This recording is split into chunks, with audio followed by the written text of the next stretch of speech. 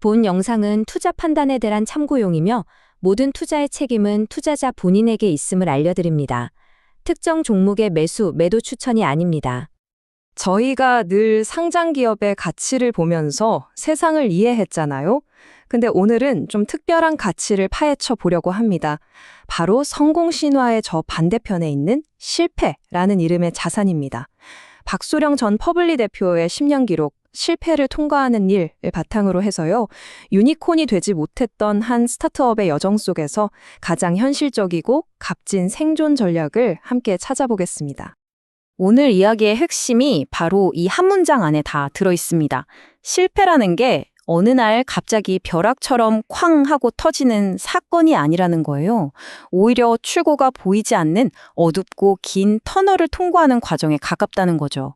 이 비유 마음속에 잘 담아두시고 그 터널을 어떻게 현명하게 빠져나올 수 있는지 지금부터 본격적으로 탐험을 시작해 보겠습니다.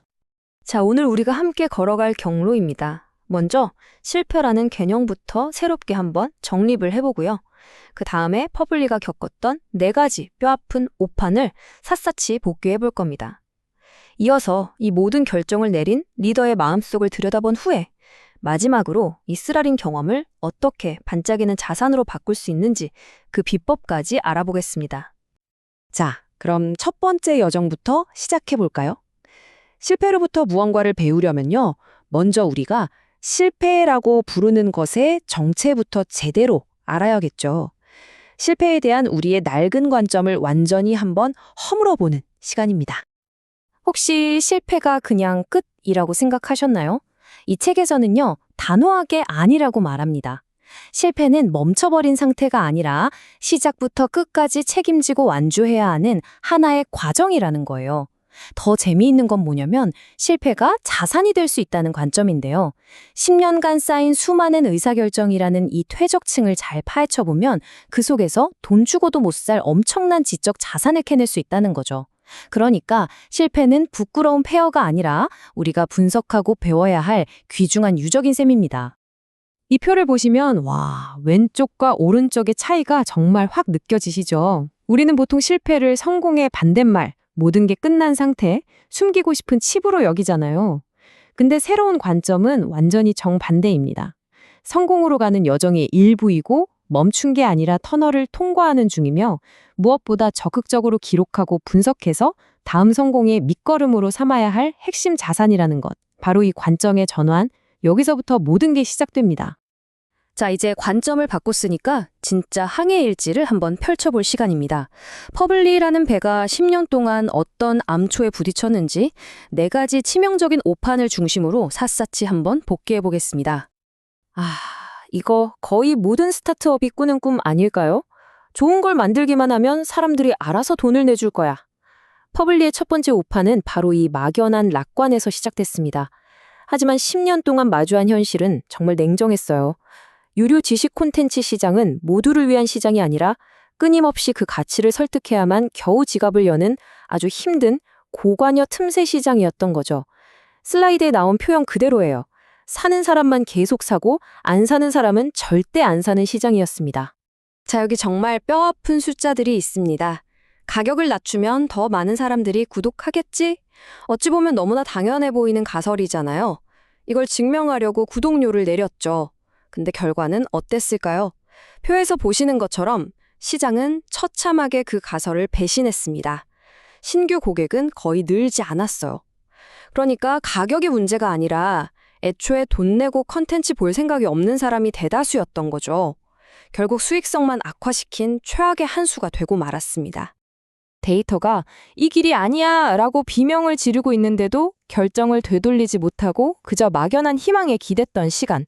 박소령 대표는 그 시간을 이렇게 자책합니다. 여기서 우리가 얻어야 할 교훈은 명확하죠.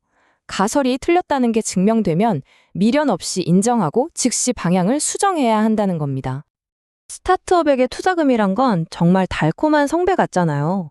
근데 이게 때로는 독이 든 성배가 되기도 합니다. 2021년에 유치했던 100억 원 투자가 바로 그랬어요.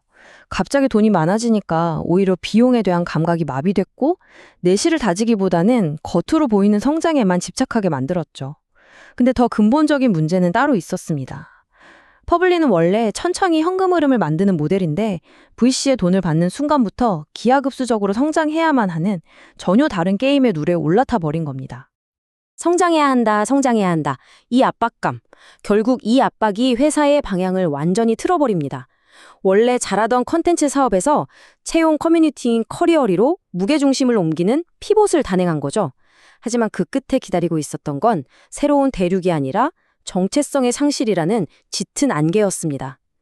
회사가 가장 잘하던 것에서 멀어지면서 그만 길을 잃고 만 겁니다. 세 번째 오판은 사람에 대한 이야기입니다. 10년 동안 정말 수많은 시행착오를 겪고 나서 얻은 인재에 대한 결론이 뭔지 아세요? 놀랍게도 굉장히 본질적인 거였어요. 화려한 스펙이나 능력보다 더 중요한 건 겸손함, 성실함, 책임감이라는 세 가지 품성이었다는 거죠. 그리고 또 하나, 뭐가 터질지 모르는 초기 스타트업에서는 한 우물만 파는 전문가보다 여러 역할을 유연하게 해내는 유능한 제너럴리스트가 조직에 훨씬 더 큰 힘이 된다는 깨달음도 있었습니다. 이 말 진짜 무섭지 않나요? 그냥 기여도가 0인 게 아니에요. 마이너스입니다.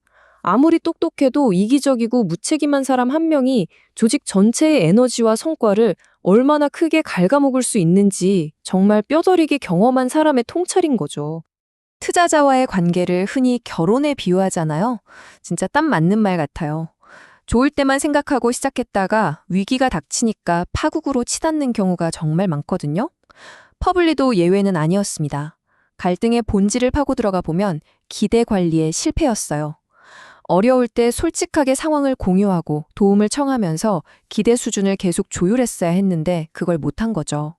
결국 주주 관계 역시 비즈니스만큼이나 섬세한 관리가 필요한 영역이라는 교훈을 남겼습니다. 자, 지금까지는 밖으로 드러난 의사결정들을 살펴봤습니다. 이제는 카메라 렌즈를 줌인해서 그 결정들을 내렸던 리더, 그 사람의 가장 깊은 내면으로 한번 들어가 보겠습니다. 과연 그곳에선 어떤 전쟁이 벌어지고 있었을까요? 모든 것의 시작점이었던 그 질문, 대체 왜 창업을 했을까? 여기에 대한 저자의 고백이 정말 솔직하고 용감합니다. 그게 뭐였냐면 바로 열등감이었다는 겁니다. 남들보다 뒤처졌다는 그 결핍감이 성공해서 나를 증명하고야 말겠다는 강력한 에너지원이 되었던 거죠.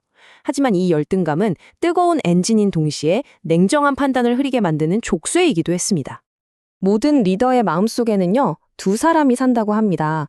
모두에게 사랑받고 싶은 착한 사람과 조직을 위해 욕먹을 각오를 하는 좋은 대표. 이 둘은 끊임없이 싸우죠. 저자는 자신이 칭찬에 중독돼서 힘든 결정을 자꾸 미루는 착한 사람에 가까웠다고 고백합니다.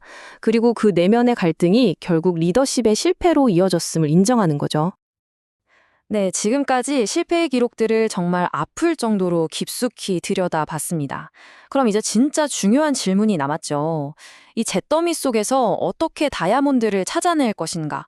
실패를 자산으로 바꾸는 구체적인 연금술을 살펴보겠습니다.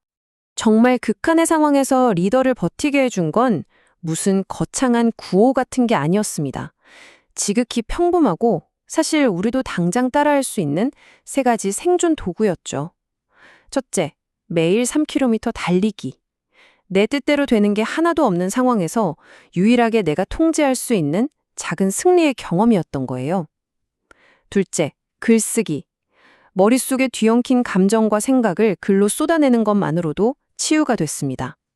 마지막으로 이해관계가 전혀 없는 조언자와의 대화. 객관적인 시각을 유지하게 해준 생명줄이었죠. 그리고 10년의 고통 끝에 발견한 어쩌면 인생에서 가장 위대한 공식일지도 모르는 게 바로 이겁니다. 행복은 내가 가진 것, 즉 현실에서 내가 원하는 것, 기대치를 뺀 값이라는 거죠. 우리는 보통 현실, 즉 내가 가진 것을 바꾸려고 애쓰잖아요. 하지만 때로는 내 안의 기대치를 조절하는 것이 행복으로 가는 훨씬 더 빠른 길일 수 있다는 통찰입니다. 결국 실패를 자산으로 만드는 모든 과정은요, 딱 한 단어로 요약됩니다. 바로 주도권이에요. 실패의 원인을 운이나 시장 탓, 남 탓으로 돌리는 순간 우리는 영원히 상황에 끌려다니는 피해자로 남게 돼요. 하지만 그 화살을 나에게로 돌려서 나의 어떤 결정이 이 결과를 낳았을까? 라고 묻는 순간 우리는 비로소 실패의 주인이 되고 그 경험으로부터 배울 수 있는 주체가 되는 겁니다. 윈스턴 처칠이 이런 말을 남겼죠. 성공이란 실패가 아예 없는 상태가 아니라 계속되는 실패에도 불구하고 다음을 향한 열정을 잃지 않는 그 태도 자체라는 것. 이 말이야말로 지금 실패라는 터널을 지나고 있는 우리 모두에게 정말 필요한 등불 같은 말이 아닐까 싶네요. 성공한 이야기만 조명하는 세상에서 이렇게 실패의 기록을 차분히 복귀해 보는 건 어쩌면 그 어떤 성공 사례보다 우리에게 더 큰 지혜를 주는 것 같습니다. 결국 기업의 가치를 이해한다는 건 빛나는 성공뿐 아니라 쓰라린 실패 과정까지도 끝으로 보는 것이니까요. 실패라는 자산을 어떻게 내 것으로 만들 것인가? 이 질문을 품고 세상을 바라보는 건 어떨까요? 이상 주식으로 세상 이해하기였습니다.